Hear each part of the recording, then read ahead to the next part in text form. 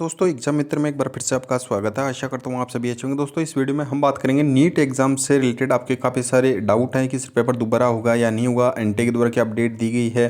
तो दोस्तों एनटीए के द्वारा एक अपडेट दी गई है। एनटीए डीजी विनीत जोशी के द्वारा, जो नेशनल टेस्टिंग एजेंसी के डायरेक्टर जनरल हैं, तो उनके द्वारा क्या अपडेट दी गई आपके पेपर के रिगार्डिंग, तो इस वीडियो में जानने को मिलेगा। और दोस्तों अगर आप हमारे चैनल पर नए हैं, चैनल को सब्सक्राइब करें, बेल आइकन को दबाएं, जिससे कि आने वाले सभी वीडियोज़ की नोटिफिकेशन आपको मिल सके। तो दोस्तों नीट से रिलेटेड काफ़ी सारी जो घटनाएं हैं वो अलग अलग स्टेट से आपके सामने आई होगी। जैसे कि सबसे पहले जो प्रकरण था वो आपका राजस्थान के जयपुर के एग्जामिनेशन सेंटर से आया था, लेकिन धीरे धीरे बाद में समय के हिसाब से दिल्ली, यूपी, बिहार से और जो पूर्वोत्तर स्टेट हैं वहाँ से भी काफ़ी सारी खबरें आई हैं। तो दोस्तों अभी एनटीए के द्वारा क्या अपडेट दी गई है और आप आगे का एग्ज़ाम होगा या नहीं होगा, या आपका रिजल्ट जारी किया जाएगा, तो ये सारी की सारी इन्फॉर्मेशन है। दोस्तों एनटीए के जो डीजी के द्वारा एक अपडेट दी गई है, एक न्यूज़पेपर के द्वारा इंटरव्यू लिया गया था, तो उसमें सारी इन्फॉर्मेशन इनके द्वारा प्रोवाइड करवा दी गई कि ये पेपर लीक मानेंगे या नहीं मानेंगे, साथ ही पेपर दोबारा होगा या नहीं होगा, ये मनसा भी इन्होंने उस इंटरव्यू में जाहिर कर दी है।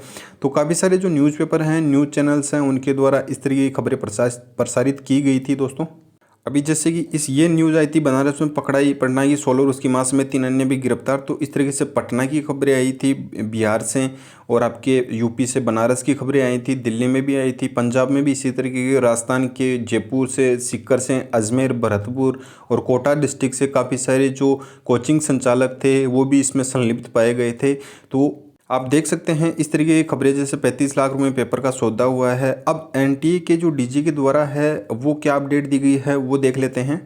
तो दोस्तों दैनिक भास्कर के इंटरव्यू में एनटीए डीजी विनीत जोशी ने ये अपनी मंशा जाहिर कर दी है। उन्होंने कुछ क्वेश्चंस पूछे थे, तो आप ये न्यूज़पेपर में भी आप रीड कर सकते हैं। राजस्थान पुलिस ने नीट परीक्षा में पेपर लीक करवाने वाले गिरोह पकड़ा, पेपर हरियाणा भेजकर सोल्व कराया, पुलिस ने आपको इस संबंध में रिपोर्ट भेजी, आप इससे पेपर लीक मान रहे हैं।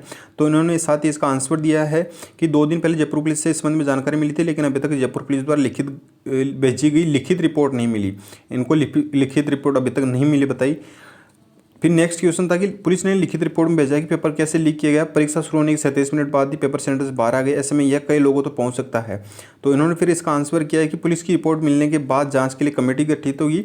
तो दोस्तों कमेटी तो 2018 में भी गठित की गई थी। आपका 2018 का पेपर है वो लीक हुआ था, तो उसकी इन्वेस्टिगेशन करवाई गई थी, लेकिन अभी तक उसका कोई भी कंक्लूजन निकल के सामने नहीं आया है। तो अभी जो पेपर लीक की घटनाएं आई हैं, अब उसके लिए कमेटी गठित की जाएगी। अब उसका कब तक कंक्लूजन आएगा ये कहना मुश्किल है, लेकिन इन्होंने तो अपना जो मंशा है वो जारी कर दी, कमेटी गठित की जाएगी। अब इस पर क्या फर्दर एक्शन लिया जाता है इन्होंने अभी तक नहीं बताया है। तो इसमें यह कहा गया है कि जिस परीक्षार्थी के नकल का प्रयास किया गया उससे भी पूछताछ की जाएगी, साथ ही पुलिस आरोपियों से भी पूछताछ कर रही है, उसमें क्या बातें आती है उसके आधार पर तय किया जाएगा। अब नेक्स्ट इनसे ये पूछा गया था कि आप इसे पेपर आउट मानेंगे, तो उन्होंने बिल्कुल क्लियरली बोला कि इसमें एक छात्रा को नकल कराने के लिए साजिश की गई है, यदि पेपर अन्य किसी के पास जाता है आउट माना जाएगा। तो ये तो बिल्कुल सभी के सामने है कि पेपर अन्य के पास क्या, हर एक स्टेट में ये लीक हुआ है, काफ़ी सारे जो एग्जामिनेशन सेंटर वहाँ पर भी लीक हुआ है। अब इसमें अन्य के पास जाने के लिए अब इनको क्या तथ्य चाहिए, तो पुलिस ने भी शायद इनको रिपोर्ट भेज दी होगी। तो अब फिर ये क्या करने में है क्या नहीं करने में इतना समय क्यों लगा रहे हैं, क्योंकि ये एक ऑफिशियली अपडेट नहीं दी गई है, ये न्यूज़पेपर को ही इंटरव्यू दिया गया था, तो उसके माध्यम से ही अपनी मंशा जारी की है। अब नेक्स्ट इनसे ये भी पूछा गया था कि क्या आप पेपर दोबारा करवाएंगे। तो पेपर दोबारा करवाने के बारे में इन्होंने कहा कि एक छात्रा के लिए इस तरीके का प्रकरण हुआ है, अगर एक छात्रा के लिए हुआ है तो उसे ही रेस्टिगेट किया जाएगा, उसका रिजल्ट रोक लिया जाएगा, उसे निलंबित कर दिया जाएगा, रजिस्ट्रेशन कैंसिल कर दिया जाएगा, और भविष्य में वो एग्ज़ाम नहीं दे पाएगी तो इस तरीके से उसके ऊपर एक्शन लिया जाएगा। लेकिन ये तो बात होगी दोस्तों जयपुर प्रकरण के लिए। जो अदर स्टेट में इस तरीके की खबरें आई हैं तो उन पर क्या एक्शन लिया जाएगा, उनके बारे में उन्होंने कुछ भी नहीं कहा है। तो अभी की जो वर्तमान परिस्थिति है, वर्तमान अपडेट है, तो उसके माध्यम से तो यही समझ आ रहा है कि आपका पेपर वो दोबारा नहीं होने वाला है। एनटीए ने साथ में ये भी कहा कि आपके आंसर की वो भी जल्द ही रिलीज़ कर दी जाएगी, और उसके बाद में आपका जो फेज़ 2 का एप्लीकेशन फॉर्म प्रोसेस वो स्टार्ट करके आपका रिजल्ट भी है वो डिक्लेयर कर दिया जाएगा। अब दोस्तों ये आपको सोचना है कि आप पेपर करवाना चाहते हैं दोबारा या नहीं करवाना चाहते, क्योंकि छात्र शक्ति में इतनी ताकत होती है कि वो कुछ भी करवा सकती है। तो आप 17 लाख बच्चे हैं वो आप यूनिटी में अगर एक साथ होकर अगर इस तरह की मुहिम चलाएं, आप ट्विटर पे भी ट्रेंड करवाइए री नीट या री एग्ज़ाम, तो इस तरीके से अगर आप ट्रेंड करवाएंगे तो हो सकता है कि आपकी बात है वो उच्च अधिकारी है वहाँ तक पहुँच जाए, और साथ ही जो एजुकेशन मिनिस्टर हैं तो वहाँ तक भी पहुँचाए, और कुछ ना कुछ बड़ा एक्शन हो सकता है।